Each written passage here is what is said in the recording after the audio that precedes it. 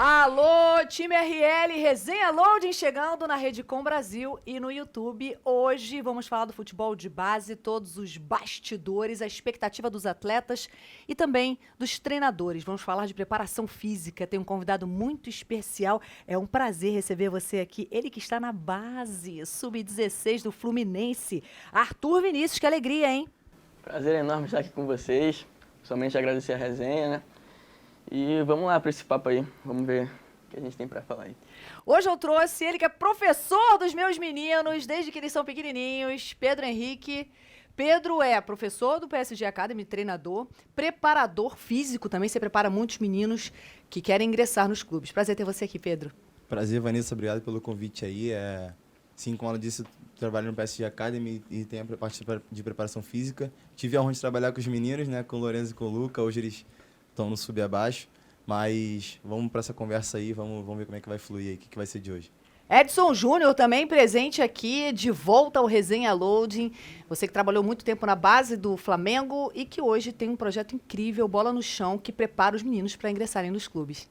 Tudo bem, Vanessa, obrigado pelo convite, voltar aqui, né? Falar sempre o prazer, falar de formação, falar de base. E muito feliz de estar aqui para ter essa conversa, falando todo esse processo aí de formação e desenvolvimento dos atletas. E os meus comentaristas, Sérgio Ramos da Baixada, que alegria. Esqueça tudo, prazer demais ter a tua audiência aqui, bom demais estar com você aqui, Vanessa. EB Oliver, meu craque. Prazer. Só queria saber se tu cuidou bem dos meus garotos, porque se mexer com o Luke e com o Lourenço, tá mexendo com a gente também. Ai, Pedro. Cuidou bem dos meus parceiros? Com toda certeza, com toda certeza. Os moleques Aí não queriam me deixar, não querem me deixar até hoje. Olha, era difícil, cara. Isso é uma coisa interessante a gente falar. É bom a gente começar a falar sobre isso. Quando o treinador ele consegue extrair da criança o máximo, né? E eu acho que tem atletas hoje no alto rendimento que se identificam com um determinado treinador e aquele treinador faz o atleta render mais, é difícil deixar esse treinador. E quando o Pedro foi trabalhar uma categoria acima, os meninos sentiram muito, né, Pedro? E isso deve acontecer com frequência, porque, de alguma forma, você tem um jeito de motivar aquelas crianças. Eu costumo dizer que eu encontrei em mim um dom, né, que eu não sabia que eu não tinha, que eu não sabia que eu tinha. Trabalhar com criança e fazer com que elas externem o melhor para mim e, além de ser treinador, ter aquela amizade também com eles, uma troca bem interessante. E aí eu acabo que conquistando as crianças para mim e é difícil cortar esse laço. Deixar. Não cortar esse laço, mas deixar para trás é bem difícil. A gente passou por esse processo, mas de qualquer forma a gente está próximo, né? A gente ainda tem esse contato. Isso é muito bom. Arthur Vinícius, quero saber a sua história. Você é de Recife? Recife. E aí, como é que você veio parar no Rio de Janeiro? Eu jogava no futsal, pelo Visão, a minha escola. Aí meus treinadores do futsal pediram para eu fazer um teste no esporte. Aí eu fui, fiz o teste no esporte, passei. Fiquei jogando campeonato pelo esporte, fui para a Argentina pelo esporte. Que legal. E eu vim fazer uma competição aqui no Rio, Taça Brasil, pelo futsal. E fui para a final contra o Fluminense. Perdemos, né, mas fazer o quê? E o Fluminense gostou de mim, me trouxe para cá. Ou seja, um jogo que alguém do outro lado estava te vendo jogar. Olha que interessante isso, né? Aí me acolheu, estou aqui desde de 2016, 7 anos aqui. Agora eu estou no campo, né? Saí do futsal, que o futsal só vai até os 13 anos. Estou no campo.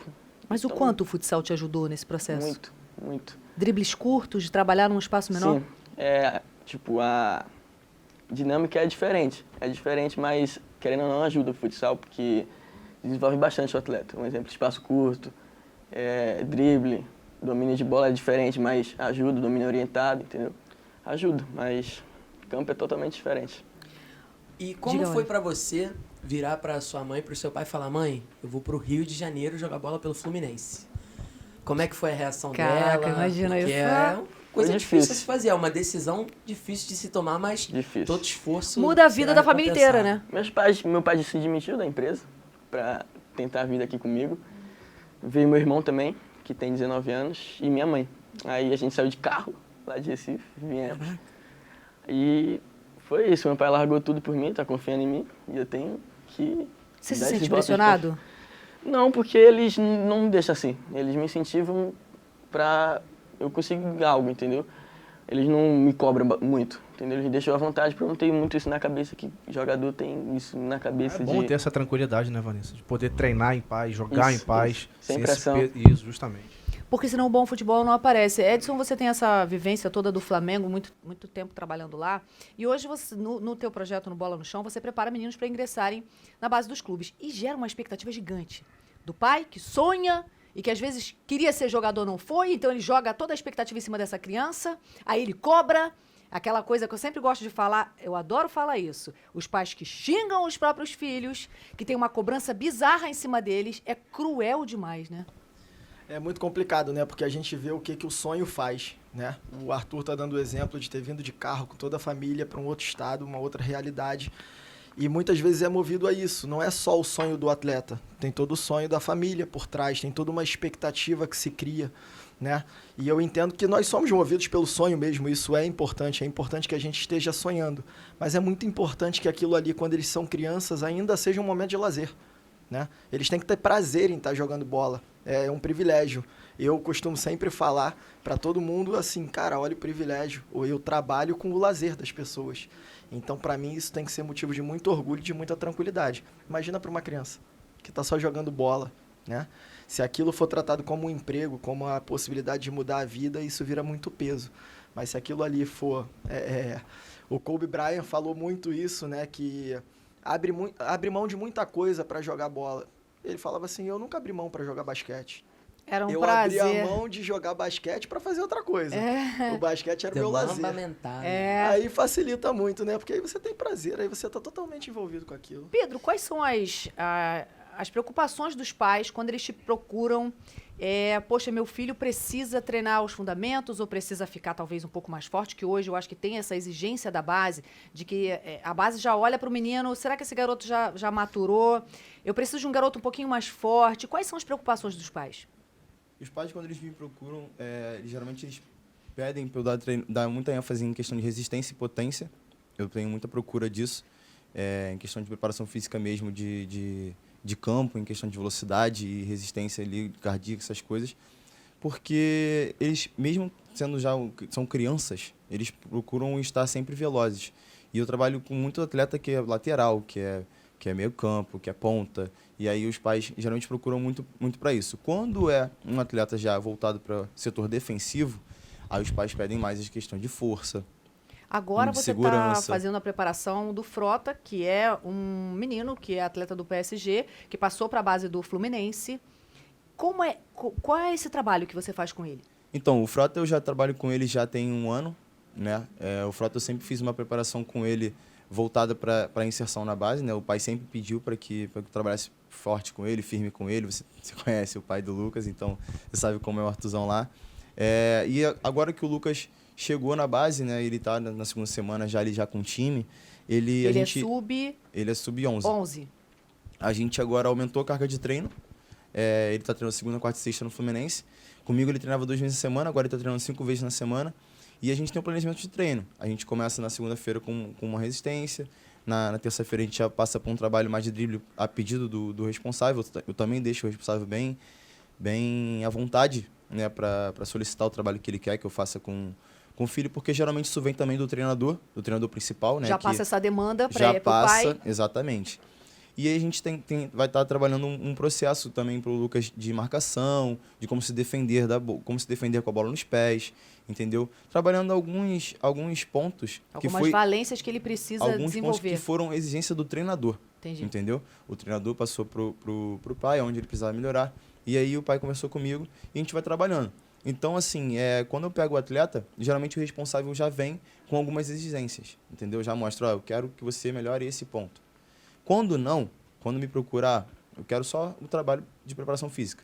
Aí eu já vou desde lá do gesto motor, do refino do gesto motor, até a propriocepção, pliometria, trabalho de equilíbrio, né, de mobilidade. Isso que você falou é um negócio interessante. Muitos pais que trazem os meninos que já estão na base me dizem assim, deixa seu filho mais um tempinho na escolinha, porque a escolinha ensina o fundamento e a base não.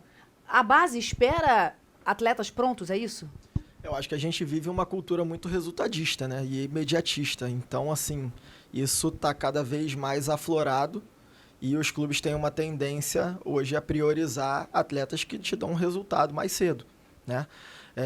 Eu costumo dizer o seguinte, é uma coisa muito recente, principalmente o jogo de futebol de campo nas idades menores. Há coisa de 10 anos atrás, um menino começava a jogar futebol de campo com 11 anos de idade, 12 anos de idade.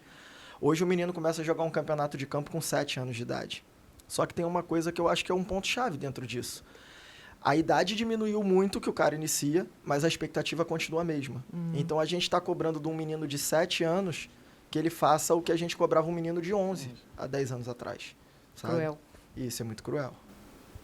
Existe alguma característica, ô Pedro, existe alguma característica na criança que você já identifica, que você diz, não, aquela criança ali tem futuro, vai ser diferenciada? É o controle com as 2 pernas, é o domínio, é o lançamento? Liderança. Tem alguma característica que dá para identificar que a criança tem talento para aquilo?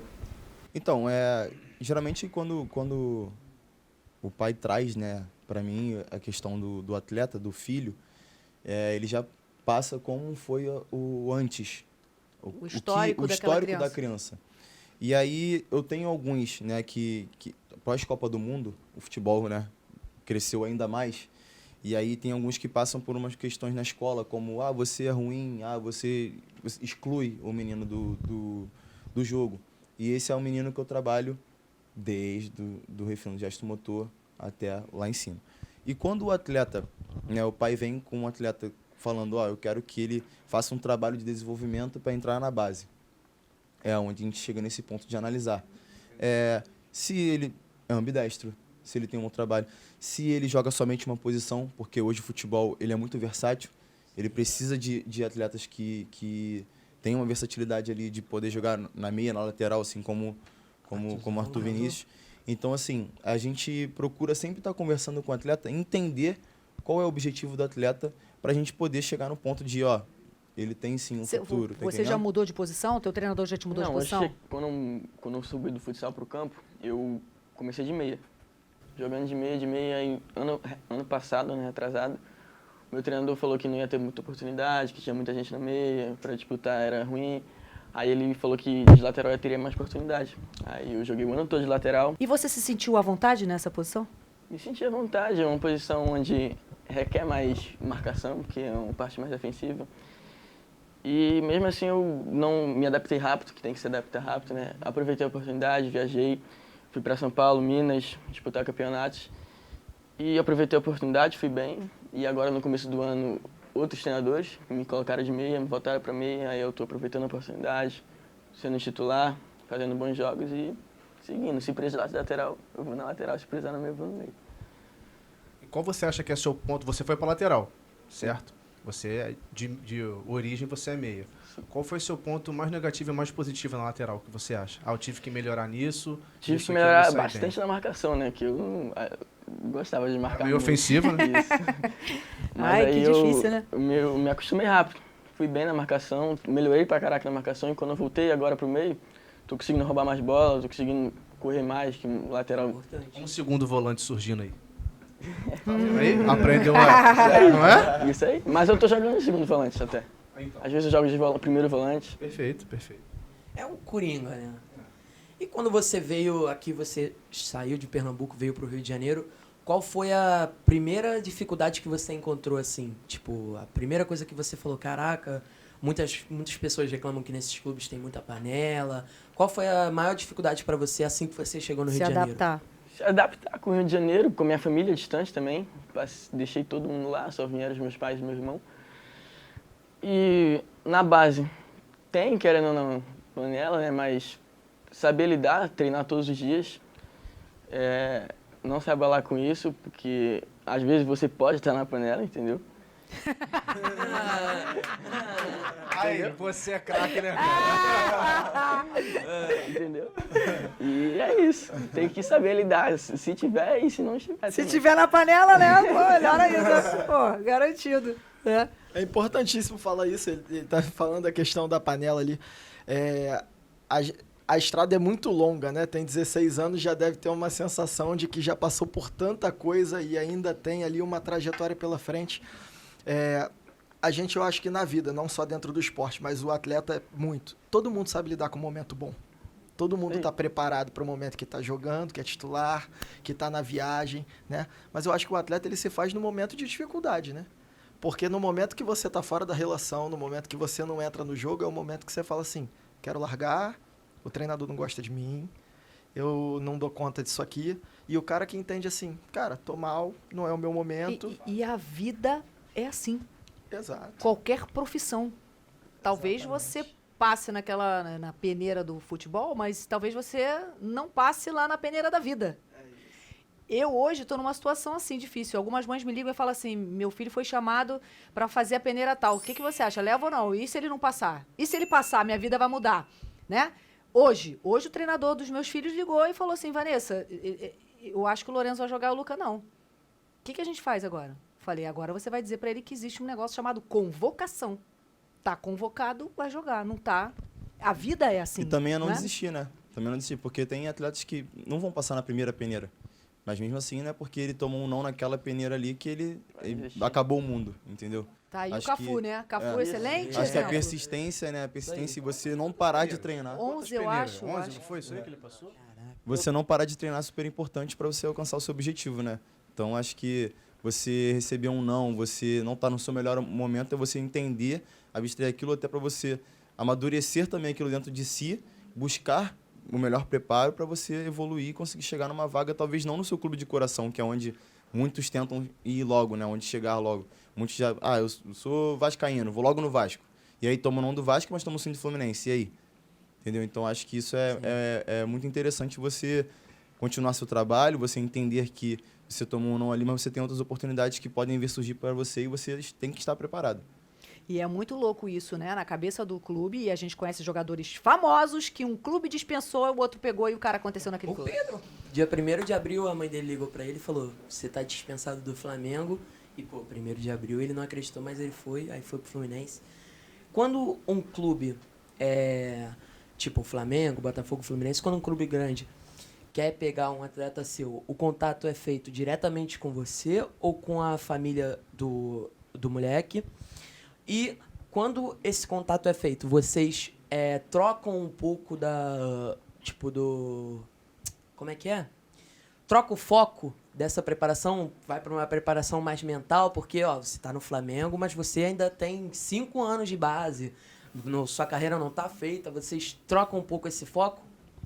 Então, na verdade, esse contato ele acontece de diversas maneiras diferentes, né? Você tem clube que vai diretamente no atleta. A gente sempre costuma dizer que o atleta não é nosso, né? A gente está ali para preparar e contribuir na formação dele. Num primeiro momento, a gente começou pequenininho ali, com poucos atletas, e a gente fazia muito link com o clube. A gente ia no clube e falava, cara, tem um atleta aqui que é interessante, vale fazer uma avaliação. Hoje a gente já tem muitos clubes que procuram a gente. Eu estou precisando de um atleta sub-9, estou precisando de um atleta sub-11, e a gente procura encaminhar os melhores, né? E com relação à preparação, eu acho que o grande diferencial do que a gente faz é não preparar para o jogo, é preparar o atleta para a vida. Então, o tempo todo a gente está tentando passar confiança, tornar esses meninos cada vez mais corajosos para colocar em prática o que é treinado. E até o próprio exemplo que foi dado aqui, de jogar em várias posições, eu acho que é muito importante. A gente não está focado no que ele vai dar de resultado naquele momento. A gente está focado em fazer com que ele aprenda um pouco de tudo, né? Claro que potencializando o que ele já tem de melhor, mas para que ele seja o mais completo possível. Assim ele tem mais chance de passar E numa vai avaliação de um além, clube. vai além das 4 linhas. Eu vi o processo dos meus meninos que estão numa escolinha no PSG Academy, de começarem com 5 anos de idade, perdeu a bola, chorava, sentava no meio do gramado e chorava. Ele teve que aprender a lidar ali. Primeiro com trabalho em equipe. 2, você não é perfeito, você vai errar. 3, você vai ter que ter responsabilidades. Você tem horário para você treinar, você tem que comer bem. Eu acho que o futebol e qualquer outro esporte, ele ensina muito fora das 4 linhas, fora do exercício. Né, a gente tem um exemplo também, né, dos seus 2 filhos, né, que foi uma competição que a gente jogou e o meu time era o mais velho, era acima do deles, e eu chamei só o Lorenzo. E o Lorenzo era o zagueiro, eu tenho uma confiança absurda no Lorenzo na zaga. E o Ai, Luca, gente, dá e o- licença, hein? Então Sérgio Ramos da tá. Baixada. Sou mãe de craque, dá O licença. Sérgio Ramos fica muito feliz de ouvir isso, tá, Vanessa? E aí onde o Luca tava de torcedor e o Lorenzo fez uma falta e tomou um amarelo. E o Luca do lado de fora começa a chorar. E ele agarra a grade e ele balança a grade e ele fala assim, irmão, calma, irmão. E, Vanessa vai chorar, hein? e assim, ele balança a grade e o Lorenzo olha pra ele, volta pra dentro de si, porque o Lorenzo fica muito nervoso, volta pra dentro de si e a gente é campeão da competição de 4-1, de virada no time da casa. E tem uma passagem interessante que o Pedro teve acho que um papel fundamental na vida do Lorenzo. Lorenzo, realmente, a gente teve que trabalhar a inteligência emocional dele, porque no meio do jogo ele ficava nervoso, que ele não conseguia traduzir em palavras o que ele estava sentindo, então ele chorava ou ele ficava ali. Normalmente ele chorava. E o Pedro olhava pra ele e falava assim, tipo assim, se chorar, você vai sair. Eu não posso ter um capitão que tá chorando. Então aquilo pra ele, não é?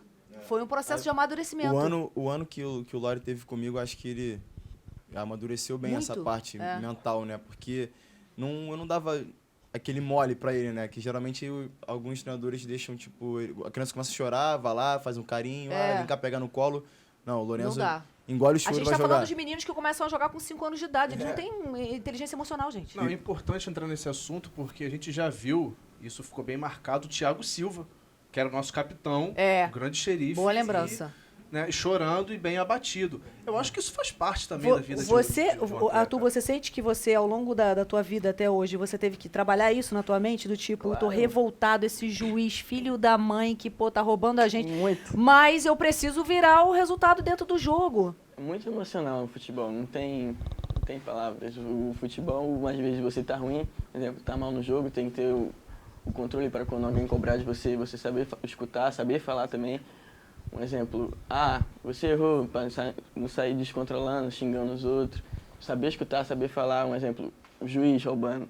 Você tem que, não pode, né, falar com o juiz, porque senão você é expulso. Eu costumo dizer que a gente tem que fazer o resultado, não pode depender do VAR. Isso aí. E trabalho bastante emocional, dentro e fora de campo também, mas dentro de campo, ao decorrer da partida, quando a situação tá ruim, você tem que trabalhar bastante o seu emocional. Até porque o corpo, eu costumo dizer isso muito para meus atletas, que o corpo é um reflexo da mente, né? E se a mente ela tá confusa, se a mente está conturbada, o corpo ele mostra o que você está sentindo no momento.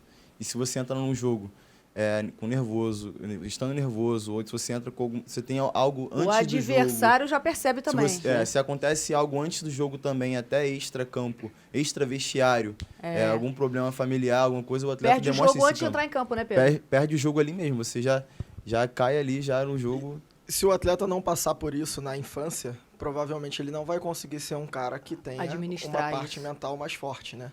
Porque muitas vezes a gente quer pular essa etapa, a gente quer evitar que o jogador se Proteger a criança. frustre. Exatamente. E eu passei por uma situação onde nós tomamos uma decisão no clube, porque a gente sempre quer buscar uma coisa dentro do conforto, né? Dentro da facilidade. E com a tecnologia, chegou um momento que as relações de jogo eram passadas no WhatsApp, né? Num grupo ali. E aí o pai tinha o acesso e ele falava para o filho, você está no jogo, você não estava no jogo. E muitas vezes eu peguei relatos de pais que falavam assim, meu filho ficou fora do jogo, eu não falei para ele que ele não estava fora do jogo, falei que não tinha jogo esse final de semana. Caramba. Sabe? Então a gente resolveu voltar atrás e fazer o seguinte, o treinador vai dar relação de jogo isso dentro aí. da quadra. Mas ele vai chorar, ele vai se frustrar. Não tem problema, a gente não vai conseguir evitar a Você frustração. vai estar preparando a criança para a vida. Exato. Porque o dia que ele fizer um concurso público, um vestibular, o que for, vai passar ou não vai passar. Sempre buscando um equilíbrio muito grande nisso, né? Você vai passar essa situação, ele vai se frustrar e você também não vai jogar essa informação. Você vai explicar para ele o porquê que ele está fora, que em algum momento ele vai estar dentro, que quando ele estiver dentro alguém vai estar fora no lugar dele chorando. Então, assim, tudo isso é uma oportunidade. Eu acho que o esporte é uma oportunidade de educar. É uma oportunidade de preparar o atleta. Agora, falando um pouco mais sobre a situação de jogo, eu já presenciei, quando eu jogava futebol em escolinha, tipo, o pai falar pro filho abrir o braço pro juiz e o treinador falar pro filho não abrir o braço pro juiz e o moleque abriu o braço pro juiz e foi expulso. Então, quanto que vocês deixam a influência do pai na hora do jogo chegar na criança?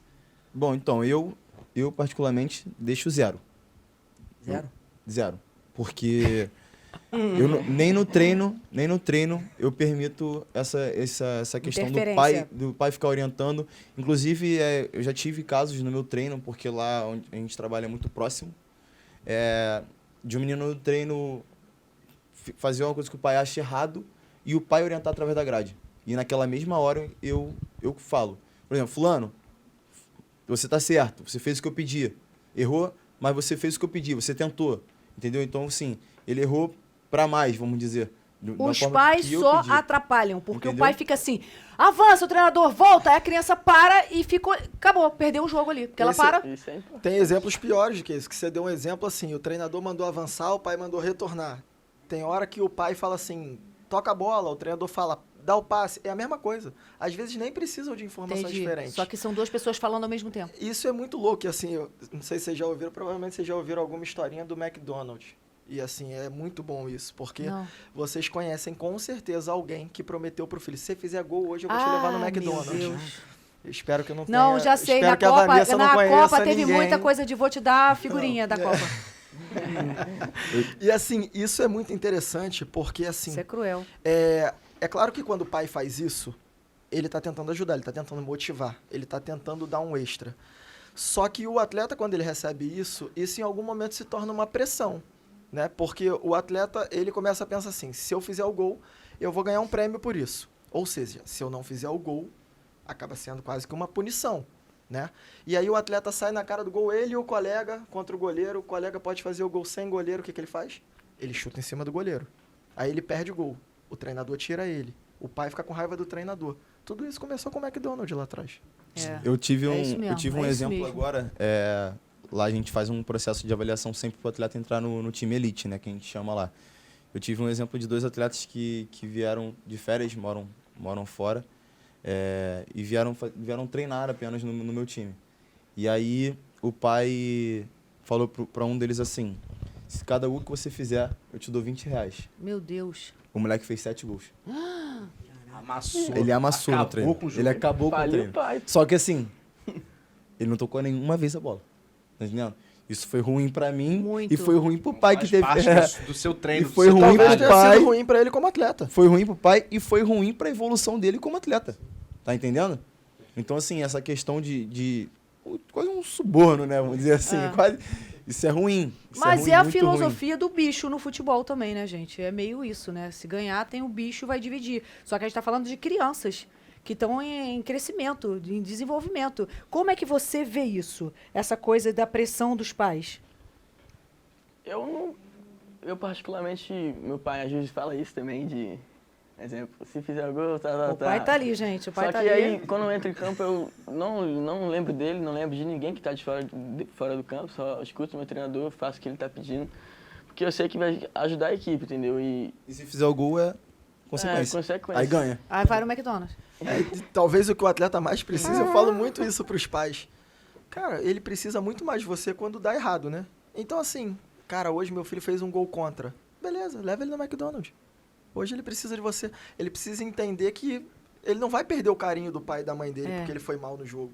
Sabe que eu vivenciei uma situação interessante? O Lorenzo, a gente estava na final, aí era disputa de pênaltis. O Lorenzo falou, não quero bater, e o treinador não tinha muita opção naquela hora, colocou, ele foi o último a bater e ele errou. E eles perderam a oportunidade ali. Era a final do campeonato.